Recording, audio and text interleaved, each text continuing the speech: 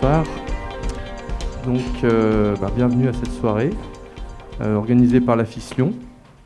Donc, avant de présenter le contenu de la soirée, je vais vous présenter un petit peu la FIS. Donc, la FIS, pour ceux qui connaissent pas, il y en a qui connaissent pas la FIS peut-être. Très bien, parfait, tant mieux. Donc la FIS, c'est une association loi 1901 qui a été créée déjà il y a plus de 50 ans. Donc en 1968 par un journaliste scientifique qui s'appelle Michel Rouzet. Donc le but, c'est de promouvoir les sciences et défendre l'intégrité afin de ne pas en déformer les propos, la signification des résultats et pas l'utiliser à des fins lucratives ou charlatanesques ou idéologiques. Donc, initialement, c'était l'Agence pour l'information scientifique. C'est devenu l'Association pour l'information scientifique. Donc, c'est une association qui est ouverte à tous, d'intérêt général. On est complètement indépendant et aucun lien d'intérêt financier ou idéologique avec quelque entreprise que ce soit ou quelques partis politiques. C'est un peu moins de 2000 adhérents. Alors, c'est pas tout à fait à jour ici. En fait, on est presque à 4000 maintenant, au niveau national. Alors, voilà. Je ne vais pas tout lire, hein. Mais voilà, c'est quand même un parrainage scientifique solide, la FIS. Alors, on va tout lire, mais on peut trouver quand même des noms intéressants. Vous avez François-Marie Bréon, qui est notre président actuellement, justement. Donc, climatologue qui fait partie du GIEC. On a Gérald Bronner, donc si vous êtes là ce soir, c'est peut-être que vous connaissez aussi. On a des prix Nobel, Jean-Pierre Sauvage, qui a eu le prix Nobel de chimie il y a quelques années pour les machines moléculaires. Franck Ramus, Catherine Hill, qui est beaucoup intervenue pendant la crise du Covid. Voilà. Bon, on va pas tout regarder, mais voilà. Alors donc, ça se construit à peu près sur 3 fils. En fait, les actions de la FIS, historiquement, ça a été plutôt pour l'information scientifique. Donc, informer, donner une information accessible à tous et à toutes, sans déformation du propos, et puis donc sans parti pris. Donc, initialement, c'était surtout ça, la FIS. Ça s'est ouvert à la dénonciation des fausses sciences ou pseudosciences, on peut dire. Il y a eu un tournant dans les années 90-2000, avec notamment l'histoire de la mémoire de l'eau, si certains se souviennent, benveniste. Et puis aussi la thèse entre guillemets, je ne sais pas comment dire, d'Elisabeth Tessier sur l'astrologie. Donc là, la FIS a été très très présente sur ces sujets-là dans ces années-là. Et puis au courant des années, sur le fil des années 2000, ça c'est aussi la FIS s'est ouverte aux sujets qui portent sur science et décision. Donc tous ces sujets à l'interface justement entre la science et la société. Donc ça peut aller de sujets comme l'homéopathie, les OGM, le glyphosate, avec un choix clair qui est de bien séparer la science, l'expertise de la décision. Donc voilà, la science dit ce qu'il y a, et puis, mais elle ne dit pas ce qu'on doit faire de ça. Donc ça, voilà, depuis à peu près les années 2000, la FIS s'est ouverte sur ces thèmes-là. Donc des sujets qui sont pas évidents, non binaires, et pas toujours évidents à vulgariser. Alors la FIS, c'est aussi un périodique trimestriel, donc qui s'appelle Sciences et pseudosciences, dans le jargon SPS. Voilà, donc là j'ai mis les 3 derniers numéros. Donc vous voyez un peu les thèmes. Le dernier numéro c'est le 337, donc c'est 337 numéros, donc qui colle parfaitement d'ailleurs à la soirée de ce soir, sur le complotisme, que je vous conseille fortement, avec d'excellents articles de Gérald Bronner notamment. Voilà, un numéro sur la sécurité routière, le rôle de la science dans la sécurité routière. Donc vous voyez, ça touche des thèmes assez variés. Puis un numéro sur l'évolution et effets sociaux. Donc voilà, c'est 10 000 lecteurs, à peu près 4 000 abonnés SPS. Alors c'est aussi la FIS, une maison d'édition, alors qui a été fondée en 2007 par Henri Brock, c'est Book e-book. Donc Henri Brock, on peut dire c'est le père de la zététique, hein. Professeur d'université à Nice, qui doit être retraité, je pense, maintenant.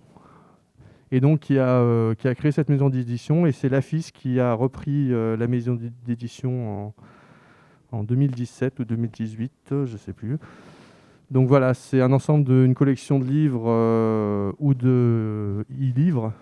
Donc il y a à peu près 50 ouvrages qui sont déjà parus chez Book e-book. Vous voyez des termes comme, pas mal de livres sur la zététique, sur les pseudosciences. Là, il y a un très bon livre de Richard Monvoisin sur les médecines quantiques, mais aussi de l'information scientifique, par exemple, sur les effets de la lumière bleue. Alors la FIS, c'est aussi quand même des comités locaux, et c'est pour ça aussi qu'on est là. Donc c'est une dizaine de comités locaux. Ça s'est beaucoup développé au cours des 2-3 dernières années. Alors donc, il y a eu la crise du Covid qui a un peu ralenti l'activité, mais voilà, on est là aujourd'hui. Et donc, voilà, nous voilà, la FIS Lyon. Donc il y a un comité local de la FIS. Donc ça a été créé en février 2020, donc juste avant le confinement. Donc voilà, c'est 154 sympathisants, 112 adhérents pour l'instant. Et puis un bureau de 6 personnes, voilà, motivées. On a été faire une visite du musée Ampère juste la semaine dernière, justement. Donc les actions, ça fait qu'1 an qu'on existe, mais et avec le Covid, c'était un peu limité, mais on a quand même pu faire des conférences en ligne. Voilà, donc sur des thèmes comme, c'était le bicentenaire d'Ampère, l'année dernière. Et donc on a pu faire une conférence par un spécialiste de la question, Xavier Dufour, sur André-Marie Ampère et son épistémologie notamment, 2 conférences sur l'énergie nucléaire, et puis une conférence d'Alain Pavé, qui est aussi d'ailleurs dans le comité de parrainage, sur la biodiversité. Et puis maintenant, avec la reprise en présentiel, nous voilà, c'est notre première notre premier événement en présentiel. Donc on est très heureux que vous soyez présents. Et puis le prochain événement, c'est l'occasion de faire une petite pub, ça sera pour la fête de la science, le samedi 2 octobre, donc une conférence sur les abeilles. Voilà, donc ça aura lieu à côté de la gare de Vesges. On recherche des adhérents, donc on serait très heureux d'élargir l'équipe. On essaye vraiment, le bureau essaye maintenant vraiment d'impliquer les adhérents dans des actions. Donc typiquement ce soir, c'est un bel exemple puisque Eric est justement un adhérent et on profite de ses compétences justement pour présenter cette soirée. Voilà, et je vais juste terminer. Voilà, on a une adresse mail, un Twitter, une page Facebook. On n'a pas encore de site internet, mais on espère que ça viendra. Ça viendra dans l'année. Et puis une chaîne YouTube sur laquelle vous pouvez retrouver les vidéos des conférences qu'on a déjà organisées, quoi. Voilà. Je crois que j'ai tout dit à peu près. Enfin non, j'ai pas tout dit, mais j'ai déjà trop dit sur la FIS.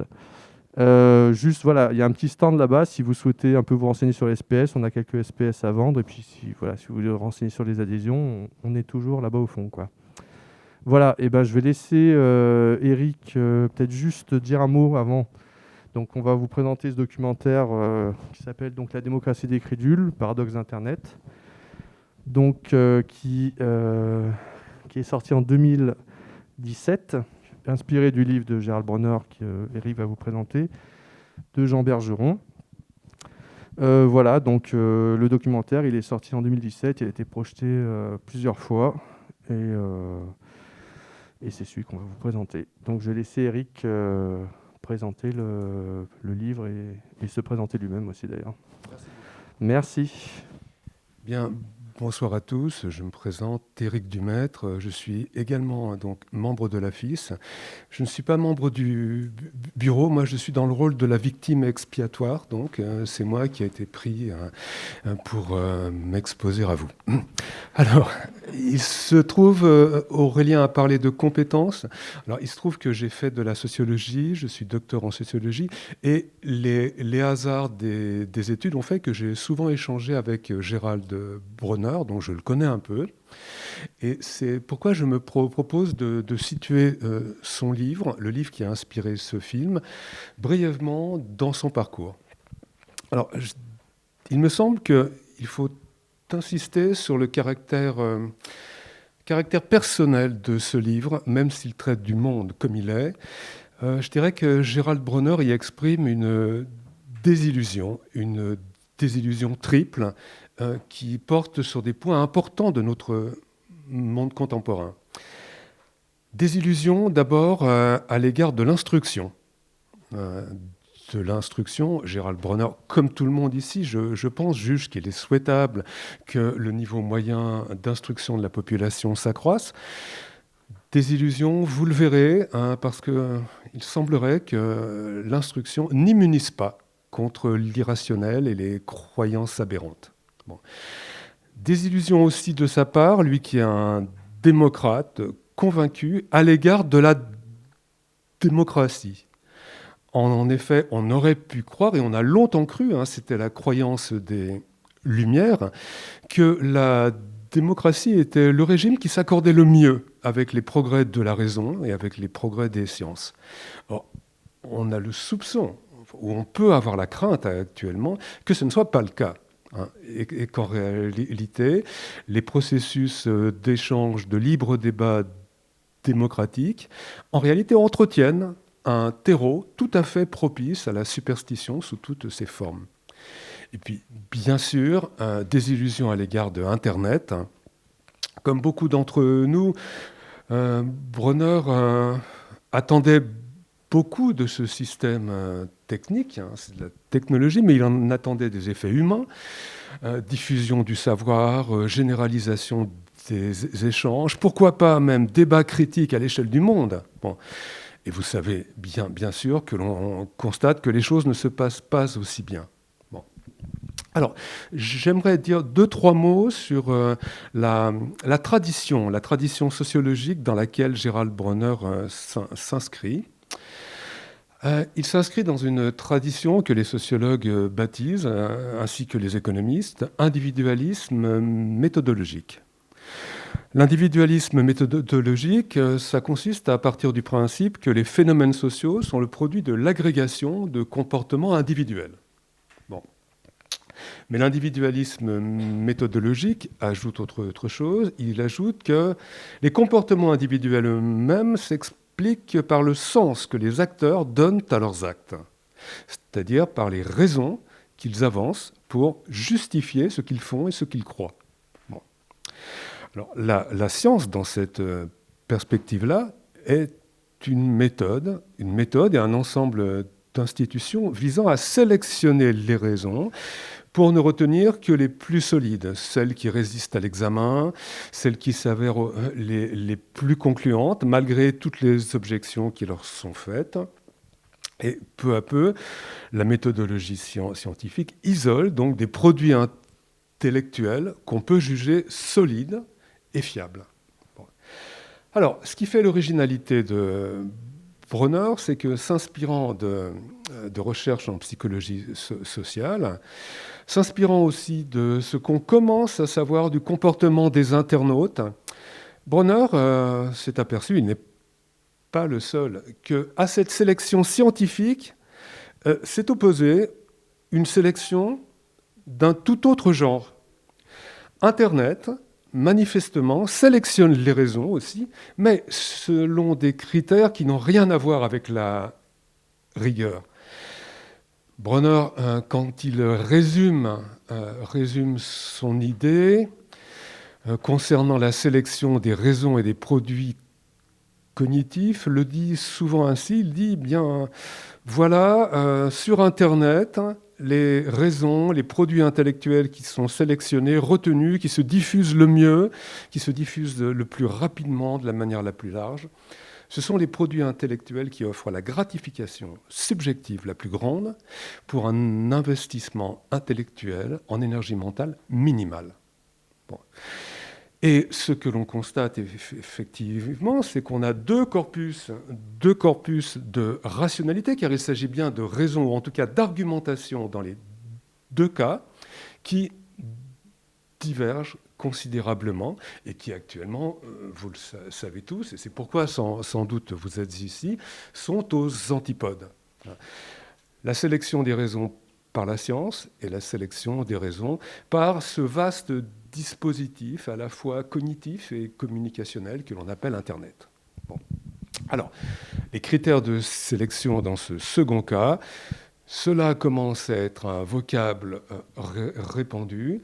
Les critères sont ce qu'on appelle des biais cognitifs, à savoir des réflexes ou des pentes de notre cerveau qui tiennent à prêter attention à certaines informations plutôt qu'à d'autres, retenir certaines raisons plutôt que d'autres, et par retenir, il faut entendre à la fois comprendre et garder en mémoire, bon, de sorte que deux sphères d'espace public se font face sans arriver à dialoguer.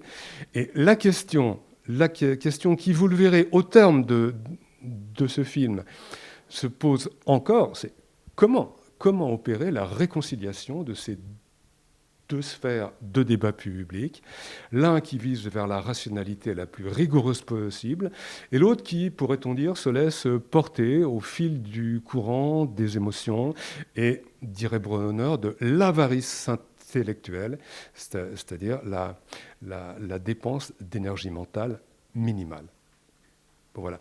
Donc, je conclurai par mon point de départ, des illusions triples. La démocratie, remarque Bronner, bien qu'il soit un démocrate fervent, manifestement, la démocratie entretient une méfiance à l'égard des institutions, et des institutions scientifiques avant tout. L'instruction, eh bien, ce qu'on voit de mieux en mieux, c'est que l'instruction ne nous prémunit pas de ces dérives. Internet, enfin, dont on voit qu'il donne un avantage concurrentiel redoutable à tous les produits intellectuels bas de gamme. Alors, comment cela se fait-il ? Le livre l'explique très très bien, le film le montre également, vous le verrez, de manière spectaculaire. Merci de votre attention. Je crois qu'on va lancer le film.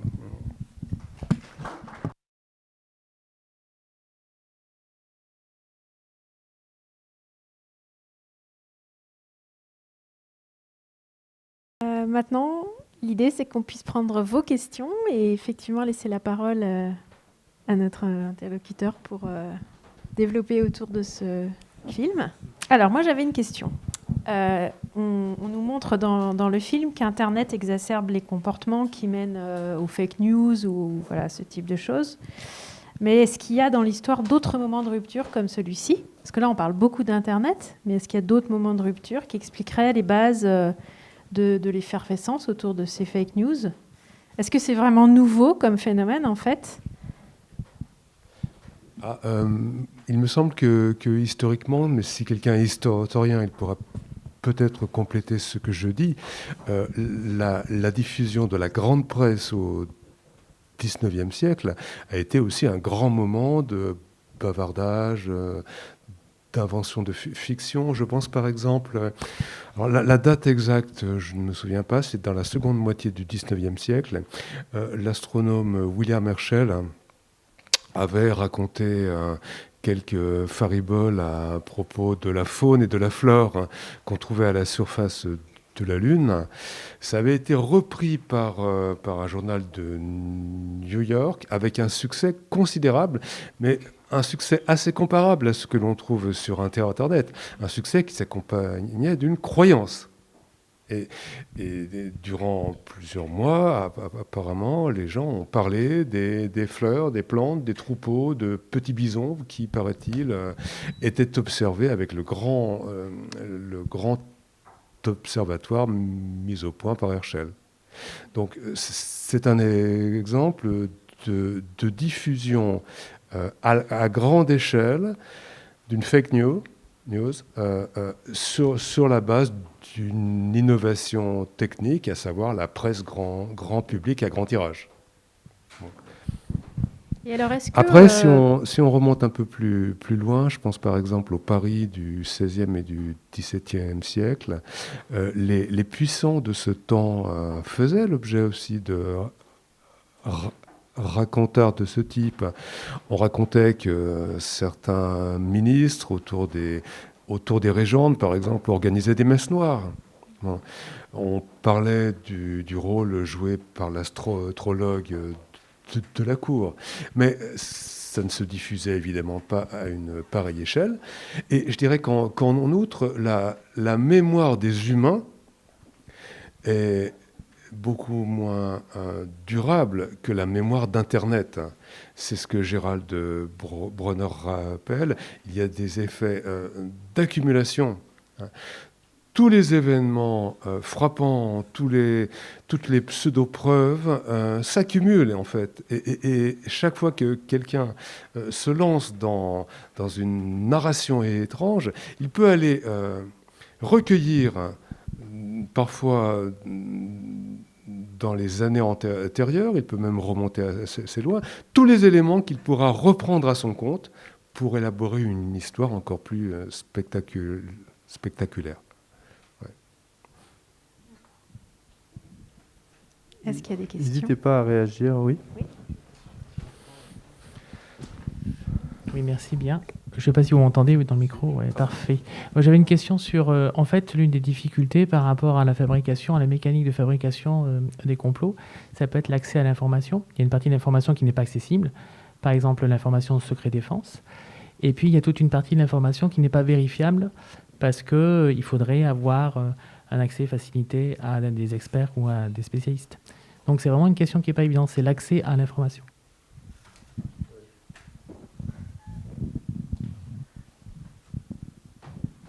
Oui, mais je suis parfaitement d'accord avec vous. Et ça reprend un thème évoqué par Rudi Reichstadt. Rudi Reichstadt, lors d'une interview qui apparaît dans le film, et explique que l'une des difficultés que l'on rencontre, c'est qu'il existe des complots. Il existe des complots. Et la difficulté que vous soulevez là même, il existe des informations qui ne sont pas des secrets, mais qui sont inaccessibles à la plupart. Oui. Et cela, bien sûr, cette opacité qui est inéliminable, entretient le soupçon, la crainte et donc la théorie du complot. Oui. Et du coup, ça m'amène une question. Est-ce qu'il y a des catégories socio-professionnelles qui sont plus favorisées que d'autres, enfin, ou plus déterminées, entre guillemets, que d'autres à aller vers ces théories ou pas ? Alors, quand on lit attentivement le chapitre 4 de la démocratie des crédules, on voit que Bronner essaye de rassembler un dossier sur ce thème. En 2013, donc, lorsqu'il écrit le livre, sa conclusion est que non, il n'y a pas d'incidence claire des catégories professionnelles. Le niveau d'études même ne semble pas faire une grande différence entre les cerveaux. Bon. Il donne beaucoup d'exemples d'enquêtes, par exemple d'enquêtes conduites dans des milieux sectaires, qui montrent que le recrutement des milieux sectaires les plus extravagants, en fait, touche toutes les classes sociales et même, semble-t-il, dans certaines de leurs variantes, de manière privilégiée les classes moyennes instruites. Bon. En revanche, j'ai trouvé des articles intéressants sur ce thème sur le site de la Fondation Descartes, que je vous recommande, qui est animée par Bronner et Reichstadt. Certaines enquêtes suggèrent que pour les théories du complot, alors pas forcément pour l'irrationnel, mais pour les théories du complot, il semblerait que le niveau d'études joue. Clairement, la population en France se divise en deux blocs statistiques. Il s'agit bien sûr de moyenne. Les gens qui ont le bac ou plus, en général, résistent mieux au complotisme. En revanche, semble-t-il, les personnes qui ont fait des études très courtes et des études avec un contenu intellectuel faible, ils semblent beaucoup plus sensibles. Mais il s'agit bien sûr de données statistiques. On trouve toutes sortes de personnes parmi les complotistes, tout comme on trouve toutes sortes de personnes, par exemple, à l'AFIS Lyon. On n'a pas tous fait des études longues. Et dans le livre, Bronner, il parle quand même à un moment donné... alors il dit que ça mérite une étude approfondie, et je crois que c'est ce qu'ils sont en train de réaliser avec Laurent Cordonnier, de l'influence de l'origine du diplôme, enfin du type de diplôme.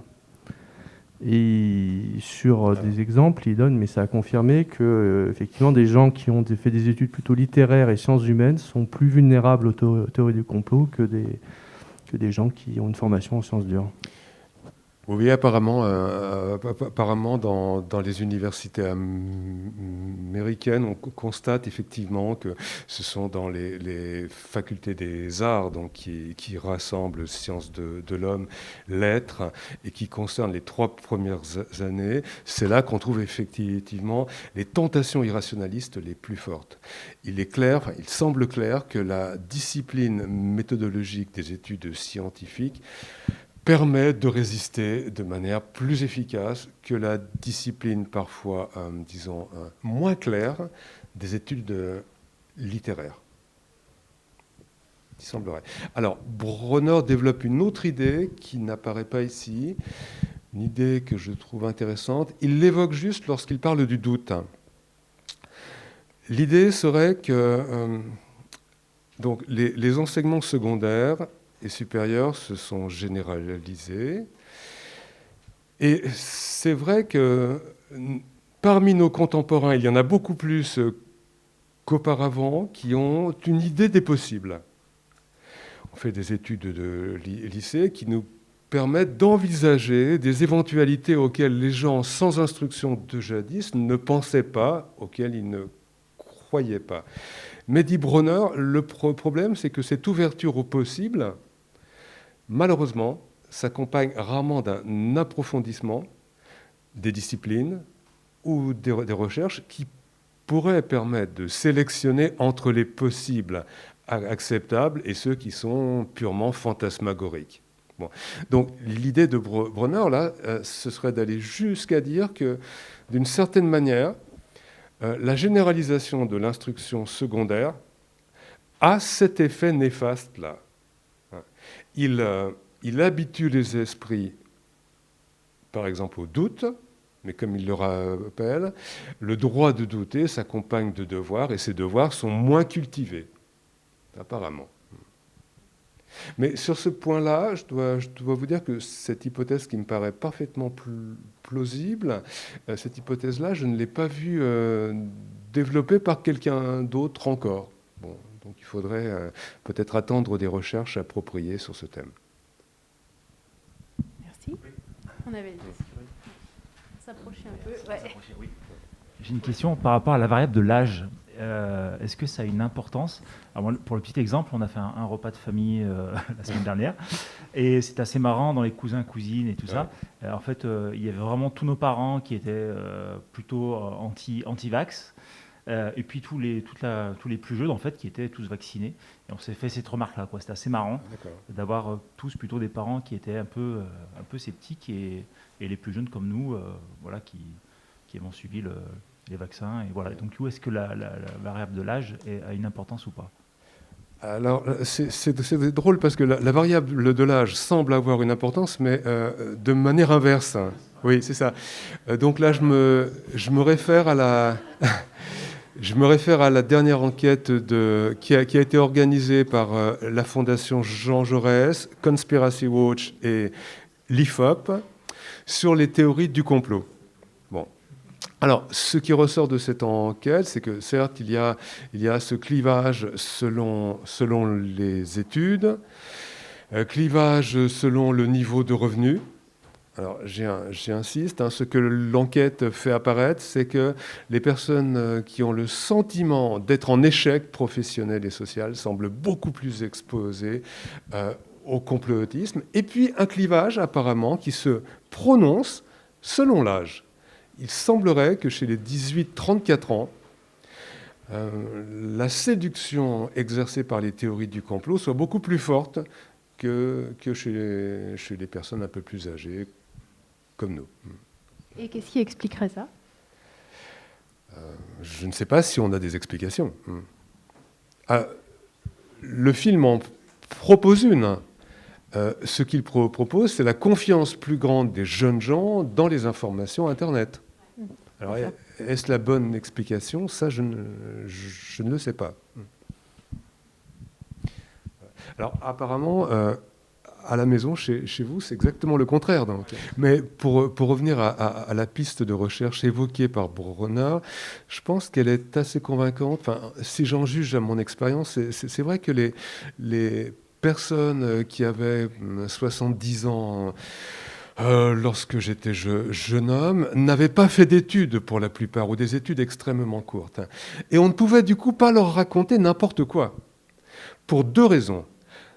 D'abord, n'ayant aucune idée de ce qu'était la science, ils avaient un respect pour cette institution, que l'on n'a plus, nous qui avons été au contact des polémiques entre scientifiques. Et puis, il y avait aussi autre chose, c'est que leur imagination n'était pas aussi ouverte. Donc, lorsqu'on leur racontait quelque chose qui s'éloignait un peu trop de leur vie et de l'expérience qu'ils avaient accumulée au cours de cette vie, ils n'y croyaient tout simplement pas. Pour eux, c'était du roman. Maintenant, des personnes qui n'ont pas fait d'études du tout, il y en a beaucoup moins. Enfin, le monde, de ce point de vue, a changé.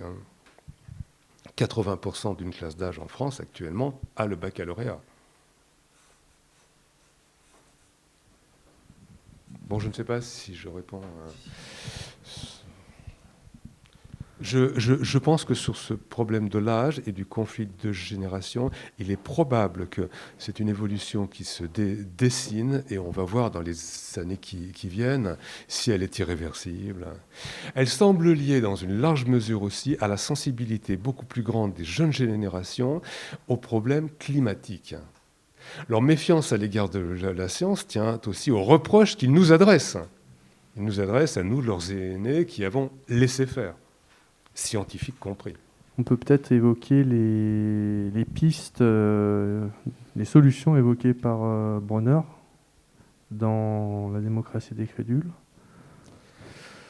Et puis d'ailleurs peut-être dans son dernier ouvrage, ça a peut-être évolué justement. Apocalypse cognitive. En fait, la solution qu'il propose, il en parle à la fin du film. Ce serait évidemment de centrer une bonne partie de la formation des esprits à ce qu'on pourrait appeler une prise de conscience des limites du fonctionnement de notre cerveau, faire de la psychologie réflexive en quelque sorte. Il n'en dit pas plus. En revanche, la piste qu'il explore me paraît plus prometteuse, qui consisterait à dire que certaines professions devraient avoir une formation beaucoup plus exigeante sur ce point-là. Et il pense en particulier à la presse. Il pense que comprendre les techniques de communication est une chose, mais il faudrait peut-être que les journalistes soient mieux conscients des effets des stratégies de communication adoptées par eux. Excusez-moi, je suis un peu lent, je vais avoir le micro, mais je pense qu'ils en sont conscients. Mais moi, pour être en fait dans ce milieu, n'étant pas journaliste moi-même, mais travaillant avec des journalistes, on rentre dans une autre forme de problématique qui est en fait le fonctionnement monétisé des médias, qui ont besoin pour être visibles d'avoir des lecteurs, qui ont besoin pour être visibles d'avoir des titres qui sont courts, qui sont impactants et qui sont compris par une grande majorité de gens, et qui dans bien des cas vont faire le parti de sujets qui sont un peu sensationnalistes parce qu'ils ont besoin d'argent. plutôt que des choses un peu plus de fond, un peu plus longues, etc. Donc je pense qu'en plus de la formation qui, en effet, vous avez raison, est essentielle, il y a peut-être aussi à revoir notre manière de consommer de l'information. Il y a des gens qui l'explorent en ce moment. Il y a bien toute une équipe de Sciences et Vie ou Sciences et Avenir, je ne sais plus, qui s'est barrée et qui a monté Epsilon, par exemple, en réaction à ça, qui fonctionne donc avec de l'abonnement. Il y a des magazines comme So Good, par exemple, qui sont montés avec des campagnes Ulule, qui leur permettent vraiment d'être indépendants et donc de proposer de l'information, je dirais, déconnectée d'intérêts financiers. Mais c'est encore assez minoritaire, il me semble. Enfin, je ne sais pas ce que vous en pensez. Donc, je pense en fait que c'est un problème qui est encore un peu plus complexe et encore un peu plus... je dirais c'est une problématique encore plus sociétale. C'est notre mode de fonctionnement. Je ne vais pas aller jusqu'à brandir le grand panneau du capitalisme, mais bon, vous avez tous bien compris où je voulais en venir. Peut-être un mode de consommation de l'information et de comment on finance notre information qui est aussi à revoir, peut-être. Alors dans le premier chapitre de la démocratie des crédules, il évoque les fonctionnements économiques auxquels vous faites allusion, et lui insiste beaucoup sur la concurrence. Concurrence qui semble être beaucoup plus intense. D'une part entre les organes de presse, d'autre part entre les organes de presse et l'information bénévole qu'on trouve sur Internet, avec pour conséquence l'obligation pour les rédactions de décider extrêmement vite. Une nouvelle étonnante est diffusée sur le net. Va-t-on la reprendre ? Va-t-on prendre le temps d'une contre-enquête ? Dans la mesure où les concurrents risquent d'aller plus vite que nous, la tentation est forte de reprendre l'information sans se soucier vraiment de savoir si elle est vraie. Vous pensiez peut-être à des fonctionnements de ce type ? Ce qu'il appelle le dilemme du prisonnier dans Oui, c'est ça. le livre. Ouais. Mais oui, pour revenir là-dessus, il donne quand même un petit peu des pistes un peu plus précises parce que concernant la formation à l'esprit critique, alors c'est pas dans le livre peut-être, effectivement, c'est en tout cas en interview.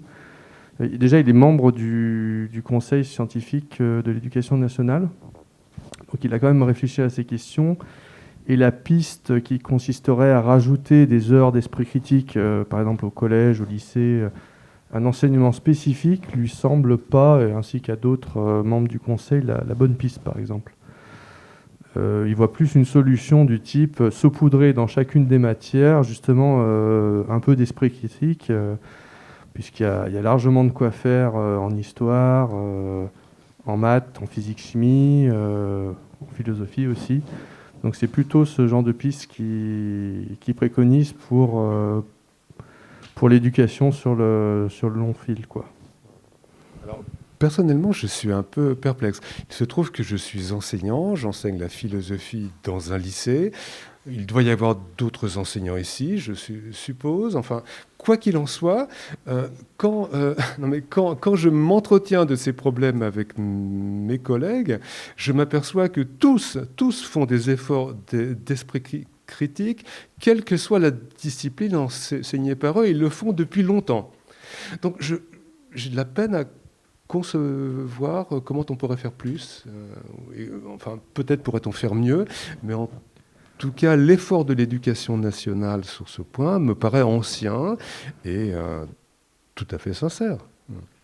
Je pense qu'il parle spécifiquement de montrer aux élèves les biais cognitifs et les spécifiques aux élèves, plus que travailler l'esprit critique à travers effectivement un problème de physique ou autre chose, mais vraiment dire là vous êtes trompé parce que moi je pense je suis enseignant en physique, et ça fait longtemps qu'en didactique de la physique on a montré que les raisonnements monocausaux sont adoptés par les élèves, c'est-à-dire une cause, quoi, alors qu'il y a beaucoup de phénomènes où il y a plusieurs causes qui ont lieu en même temps en physique. Ça, c'est très difficile à concevoir. Enfin, c'est un vrai effort de concevoir les phénomènes multicausaux, quoi.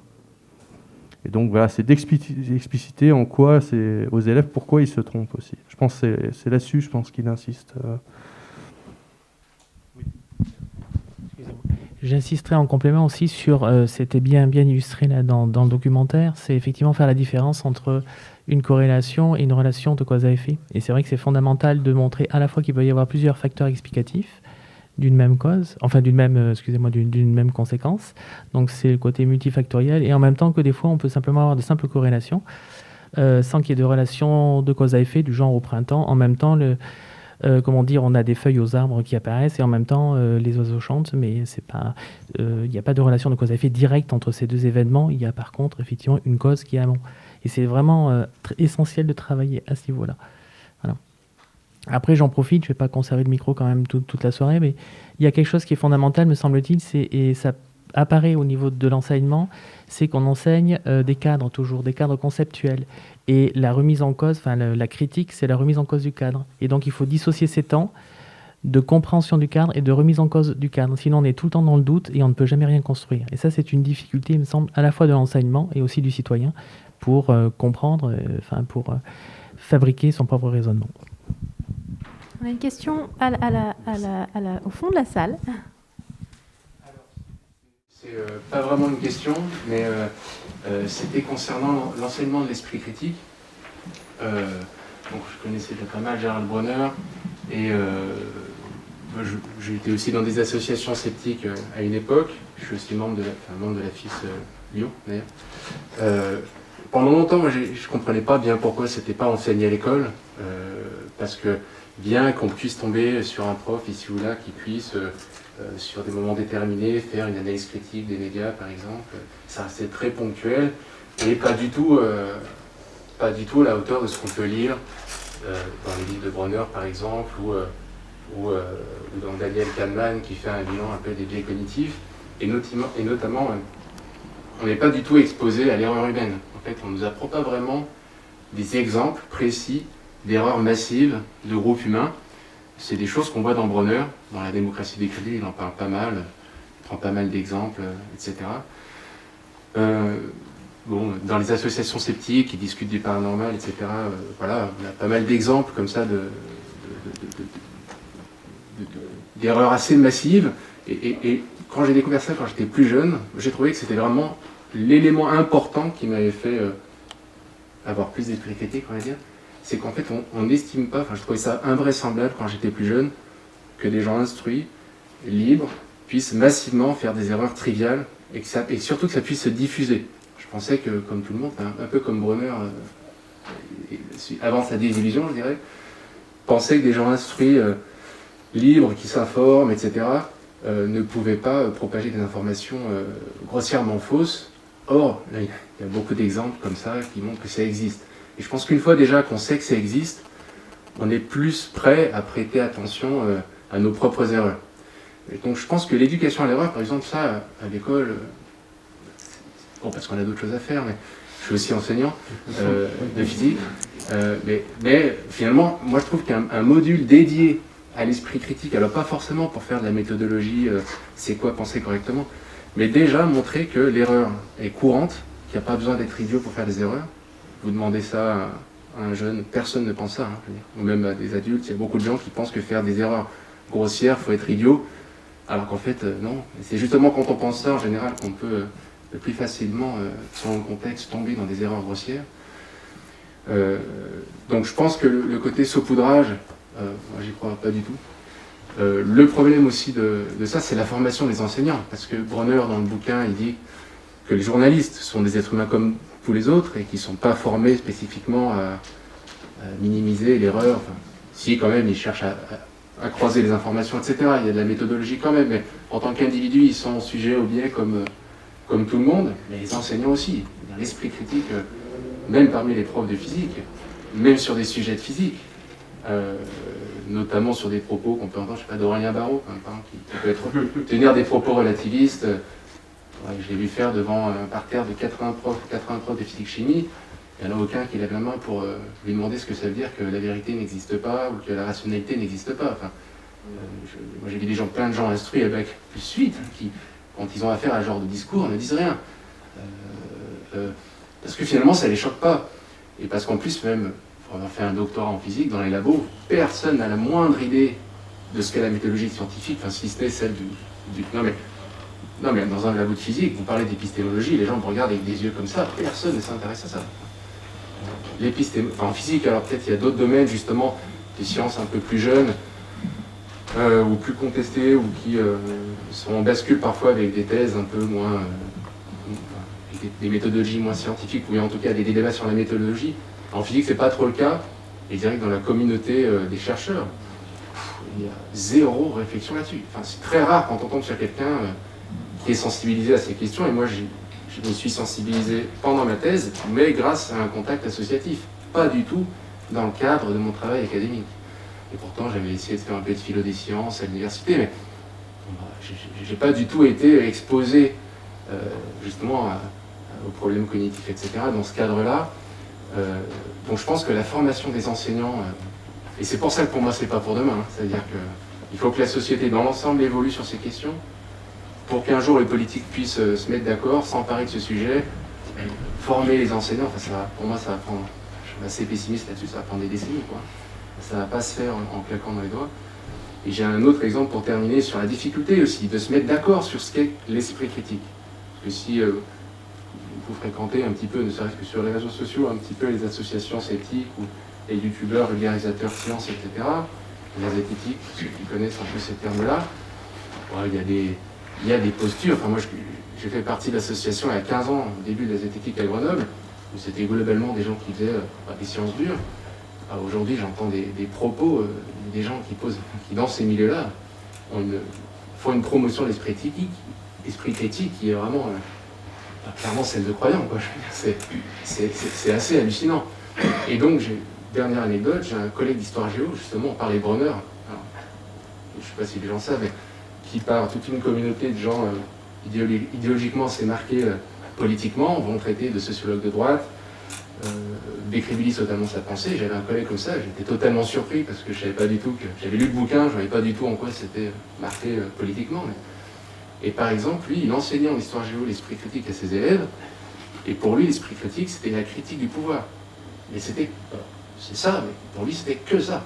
C'était pas du tout critiquer ses propres idées, qui est quand même un peu à la base de l'esprit critique. Et donc je me suis dit, ah ouais, effectivement, alors qu'en plus, par ailleurs, c'est quelqu'un qui s'intéressait à ces thématiques, qui réfléchissait, et il était dans une erreur grossière sur ces notions-là. Je me suis dit, voilà, avant que la plupart des enseignants arrivent à se mettre, on va dire, un peu à niveau sur ces questions, ça me semble très difficile. Tant qu'il n'y a pas une incrémentation globale de la population, moi je suis assez pessimiste sur l'arrivée de ça à l'école. Oui, puis on peut être pessimiste pour une autre raison. Et je trouve que c'est la plus terrible. C'est que même les personnes informées de leur biais cognitif, même les personnes qui comprennent bien ce que serait un esprit critique authentique, gardent un cerveau humain. Autrement dit, retomber dans ces biais est toujours possible à n'importe qui. Bon. Donc vous pouvez bien former des gens, ça ne les empêchera pas lors de moments de trouble, lors de moments d'incertitude, lors de moments de fatigue aussi, ça ne les empêchera pas de retomber dans les errements que ce qu'ils savent de l'esprit critique devrait les conduire à dénoncer. Donc la formation n'est pas une garantie. Je ne sais pas si je me fais bien comprendre. Si. Par exemple, en 2009, Gérald Bronner avait conduit une très belle enquête sur des élèves en biologie ainsi que sur leurs enseignants. Cette enquête avait pour but de voir si les uns et les autres distinguaient bien entre la théorie de la sélection naturelle et les théories finalistes. Ce qui en est ressorti, c'est que verbalement, les enseignants voyaient très bien la différence. En réalité, sur des questions concrètes, ils proposaient des explications de type téléologique. Bon, parce que c'est une pente très difficile à combattre, même quand on le sait. Donc je suis encore plus pessimiste que vous ne l'êtes, monsieur. Pour une note optimiste, il faut aussi qu'il y ait des associations qui participent à la diffusion scientifique. Il n'y a pas que l'éducation nationale. Donc voilà, on vous attend. Et on attend, voilà, la FIS n'est pas réservée qu'à des scientifiques. Ça, c'est important de le dire. on accueille évidemment tout le monde qui a envie de promouvoir ses idées, quoi.